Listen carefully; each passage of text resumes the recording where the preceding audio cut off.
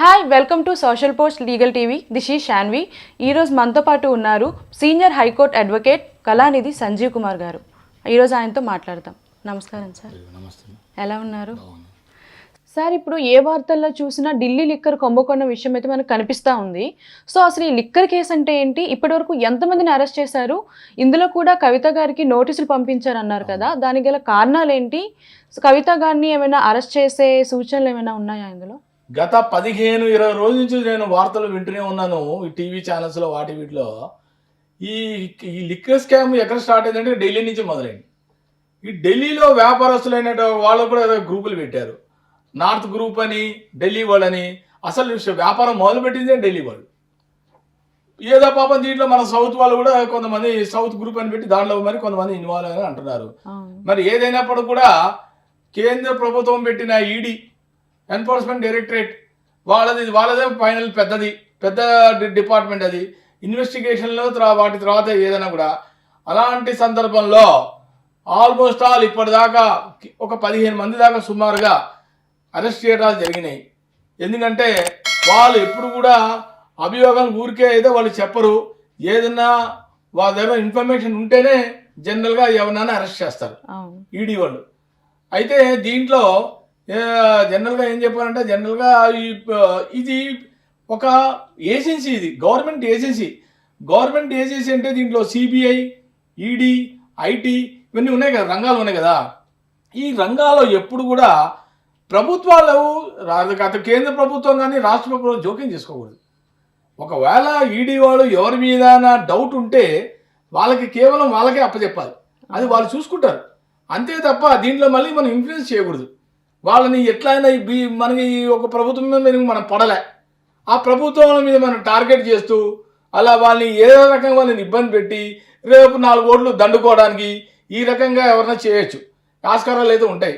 కాబట్టి ఈ విషయంలో ఎన్ఫోర్స్మెంట్ డైరెక్టర్ వాళ్ళకి పూర్తి బాధ్యతలు వాళ్ళకే అప్పచెప్పి వాళ్ళకి ఎవరి మీదైనా అనుమానాలు ఉంటే వాళ్ళకి నోటీసులు ఇచ్చే ఆస్కారం వాళ్ళకే ఉంది, ఈడీ వాళ్ళకే ఉంది. కాబట్టి దీని విషయంలో మటు ఎవరి పొలిటికల్ ఒత్తిడి ఉండకూడదు.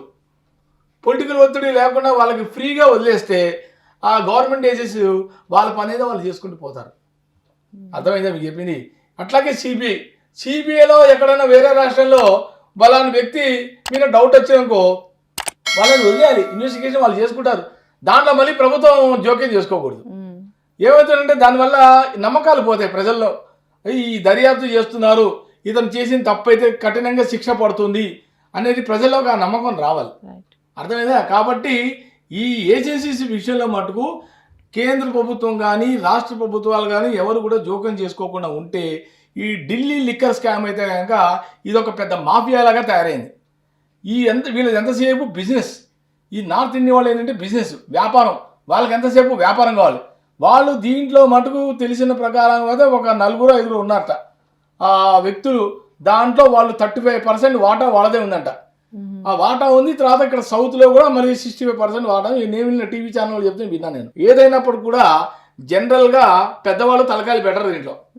వాళ్ళకి తెలుసు అనవసరంగా తల దూరిస్తే మనకి ప్రాబ్లం వస్తుంది. కానీ వాళ్ళు ఏం చేస్తారంటే బినామీని పెడతారు. కొంతమంది బినామీ ద్వారా కూడా దొరికే ఆస్కారాలు ఉంటాయి. ఒక్కవేళ కనుక తప్పు జరిగితే వాడిని గట్టిగా శిక్షిస్తే వాడు కాకేస్తాడు, వాడు బయట పెట్టేస్తాడు. వాడికి భయం. ఎక్కడికైనా అక్కడ బయట పెడితే వాడి శిక్ష తగ్గి వేరే వాడికి నాకెందుకు వచ్చిన గొడవ అని. దీంట్లో రకాలు హానెస్ట్, డిసానెస్ట్ 2 రకాలు ఉంటారు. నమ్మకంగా ప్రాణం ఇచ్చేవాళ్ళు ఉంటారు, కొంతమంది కావాలని ఇరికిచ్చే వాళ్ళు ఉంటారు. అందుకనే బినామీలో కూడా పెట్టేటప్పుడు చాలా చాలా నమ్మకస్తులనే పెట్టుకుంటారు కొంతమంది ఎంత నమ్మకస్తులు పెట్టుకున్నా నాకెందుకు వచ్చింది గోల అని చెప్పి ఆఖరి క్షణంలో తప్పించుకొని టర్న్ అయ్యే వాళ్ళు కూడా ఉంటారు. కాబట్టి జనరల్గా ఈ లిక్కర్ స్కామ్లో మటుకు మరి పెద్ద పొలిటికల్ వాళ్ళ తలకాయలు ఉన్నాయి ఇదైతే అంటున్నారు. ఏదైనప్పుడు కూడా ఈడీ వాళ్ళు ఒకసారి నోటీసులు ఇచ్చారంటే వాళ్ళు ఒక 5-6 గంటలు ఇన్వెస్టిగేషన్ చేస్తారు. అసలు నువ్వు ఈ బిజినెస్ ఎందుకు చేసావు, నీతో వాడికి టైప్ ఏంటి, నువ్వు బినామీగా బలాని వ్యక్తిని ఎందుకు పెట్టావు, అసలు నిజమేనా, ఈ బినామీ నీ వ్యక్తేనా, చాలా క్వశ్చన్స్ వస్తాయి కదా. అలా మామూలు ఒక క్వశ్చన్ కాదు, చాలా మనకి ఇక విసుగొచ్చేట్టుగా వేస్తారు క్వశ్చన్, కావాలని టార్చర్ అనమాట. వాళ్ళకి ఇదే పని.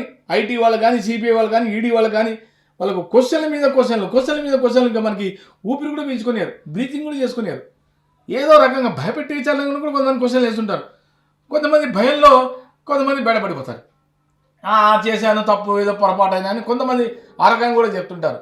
ఏదైనప్పుడు కూడా ఈడీ వాళ్ళు, ఎన్ఫోర్స్మెంట్ డైరెక్టర్ వాళ్ళు దాదాపుగా ఇప్పుడు దాకా 15 మంది వరకు అరెస్ట్ చేశారు. దాంట్లో పెద్ద పెద్ద డిప్యూటీ సీఎంలు అరెస్ట్ అయ్యారు.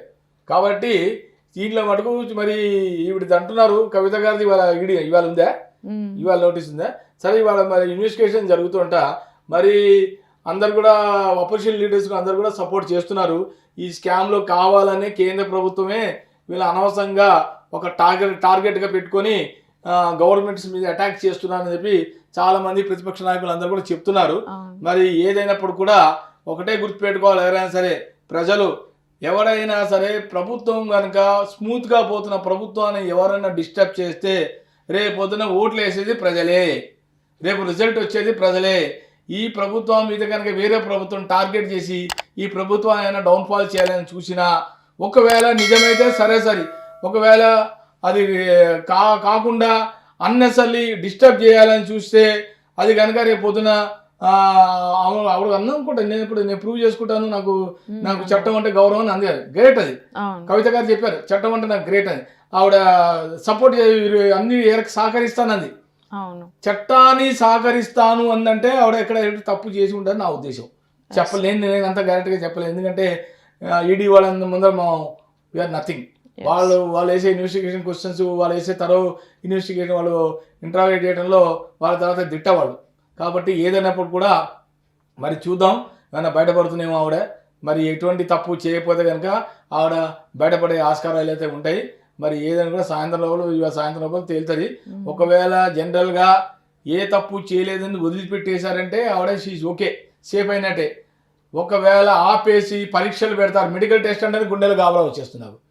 మెడికల్ టెస్ట్ అని ఇప్పుడు మన ఆయన డిపిసిఎం మెడికల్ టెస్ట్ అన్నారు, ఆ తర్వాత లోపలేసేసారు. ఇలాంటివి ఉంటాయి. మెడికల్ టెస్ట్ అంటే డౌట్ఫుల్గా మనం క్రియేట్ చేయాలి, అంటే సంథింగ్ రాంగ్ అని. కాబట్టి దీన్ని బట్టి చాలా జాగ్రత్తగా మరి వాళ్ళు ఈడీ వాళ్ళు ఏ రకంగా ఉండి వాళ్ళు ఇన్వెస్టిగేట్ చేస్తారు. ఆవిడ చెప్పే సమాధానం బట్టి ఉంటుంది ఆన్సర్. ఆవిడ కరెక్ట్ అయిన ఆన్సర్ చెప్తే ఆవిడకి ఎటువంటి ఇబ్బంది ఉండదు. కాబట్టి వేచి చూద్దాం. ఇవాళ ఈవినింగ్ లోపల మనకి ఏదో రకమైన రిజల్ట్ అయితే వస్తుంది అది మాట. కానీ ఊరికే మటుకు ఈ ఛానల్ వాళ్ళ మటుకు ఊరికే వీళ్ళకి ఇదే బర్నింగ్ టాపిక్ అనమాట. వీళ్ళకి పనిపాట ఉండదు. ఏదో రకంగా ఇది ఎంత వాళ్ళకి ఏంటంటే ర్యాంకింగ్ కావాలి, వాళ్ళకి ఎక్కువ పాయింట్స్ రావాలి కదా, నా డబ్బులు రావాలంటే మీడియా వాళ్ళకి ఎంత ఎక్స్పోజ్ చేస్తే వాళ్ళకి అంత ఇదన్నమాట. అలా ఉండకూడదు. ఏదైనా కూడా బ్యాలెన్స్గా మీడియా వాళ్ళకు కూడా సరే వాళ్ళు ఫోకస్ చేయడంలో తప్పలేదు, కానీ వాళ్ళు ఎంతవరకు అవేర్నెస్ చేయాలో అంతవరకు తీసుకురావాలి. కాకపోతే కొంచెం మరీ అంత అతిగా ఓవర్ యాక్షన్ కూడా ఉంటే కూడా మంచిది కాదు. ఏదైనా కూడా చూద్దాం, సాయంత్రం లోపల ఏమైనా రిజల్ట్ వస్తుందో చూద్దాం. Thank you so much. ఈరోజు అయితే మనతో కళానిధి సంజీవ్ కుమార్ గారు చాలా టైం అయితే మనతో స్పెండ్ చేశారు, చాలా ఇన్ఫర్మేషన్ ఇచ్చారు. So it's a very nice talking with you sir. Thank you so much. నమస్కారం.